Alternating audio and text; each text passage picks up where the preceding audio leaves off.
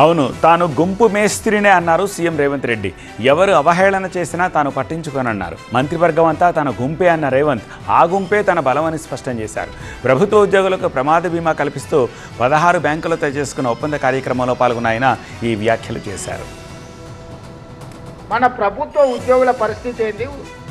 ఈ నెల డిసెంబర్ 1 నాడు జీతభత్యాలు ఇచ్చిండ్రా లేదా అని అంటే ఇంకా లేదు సార్, సర్దడానికి ప్రయత్నం చేస్తున్నా, అక్కడ ఇక్కడ కొన్ని ఇచ్చినా ఈ నెలాఖరు వరకు మాత్రం ఈ మంత్ జీతాలు ఇస్తాం సార్, డిసెంబర్ నెల అని అడిగారు. నేను రామకృష్ణారావు గారికి చెప్పిన, నాకు ఇవన్నీ చెప్పకు, ఈ డిసెంబర్ 7 తారీఖు నుంచి బాధ్యత నాది. నిర్ణయాలు మేం చేసి ఉండొచ్చు, కానీ అమలు చేస్తున్నది మీరే కదా అమలు చేస్తున్నది. పథకాలు అనియాలి, ప్రభుత్వానికి మంచి పేరు వచ్చితే అది మీ వల్లనే అని నేను సంపూర్ణంగా విశ్వసిస్తున్నా. తిరిగి రెండవసారి మళ్ళీ ఇక్కడ నిలబడి మీకు ఒకవేళ సేవలు అందించాల్సిన పరిస్థితి వస్తుందని నేను విశ్వసిస్తున్నా. దానికి కూడా మీరే వారధులు, మీరే సారథులు. ఒక ప్రభుత్వానికి ప్రజలకు అనుసంధానకర్తలు, ఒక ప్రభుత్వం యొక్క ఇమేజ్ బిల్డింగ్ ప్రాసెస్లో బ్రాండ్ అంబాసిడర్సే మా ప్రభుత్వ ఉద్యోగులు.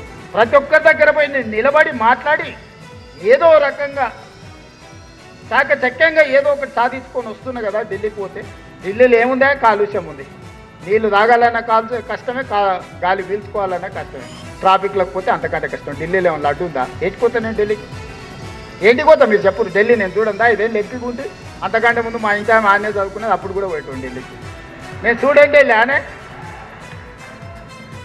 నేను చూడండి వెళ్ళా. ఏంటిపోతానా? ఏంది ఉందా ఢిల్లీలో? చెప్పు, మీరు చెప్పు. తెలంగాణ కోసం సర్వం కోల్పోయిన వాళ్ళని నేనేస్తే వాళ్ళు ఎవరికి ఎమ్మెల్సీలు ఇచ్చారు, ఎవరికి రాజ్యసభలు ఇచ్చారు, ఎట్లాంటి వాళ్ళకి ఇచ్చారో మీరు ఒకసారి ఆలోచన చేయండి. ఇవేమీ చేయొద్దు అంటారు. మరి ఏం చేయాలి? ఆయన మీకు భజన చేయాలా? మీ ఫామ్ హౌస్ కాడ కాపలా కూర్చోవాలి? ఏం చేయాలి చెప్పు. అందుకే ఇట్లా చేయొద్దంటే చింతబర్గ్ ఇరుగుతుందని చెప్తున్నాను నేను. గంటేగా చీల్చి చింతకు కడతా, చింతమడకు పోవాల్సి వస్తుంది, మీరు అందరు కట్టగట్టుకోండి అని చెప్పదలుచుకున్నాను. రాజకీయ వ్యవస్థలని తమ చేత కాదు అని కాడి కింద పడేసినప్పుడు పొలిటికల్ జేఏసీకి నాయకత్వం, మీలో ఉండే ఒక ప్రొఫెసర్ నాయకత్వం వహించి లక్షలాది ఉద్యోగులు రోడ్డు మీదకి వచ్చినాకనే కదా తెలంగాణ రాష్ట్రం వచ్చింది. కొంతమంది తమ ఖాతాలో రాసుకోవచ్చు, అధికారం వచ్చింది కదా అని రాసుకున్నదే చెల్లుతుంది, చెప్పిందే వేదంగా ఉంటుంది అని అనుకున్నారు. కానీ అట్లా అనుకున్న మహామహులం అనుకున్న వాళ్ళందరూ కూడా కాలగర్భంలో కలిసిపోయారు. మన కళ్ళ ముందర నిజామే ఉన్నాడు.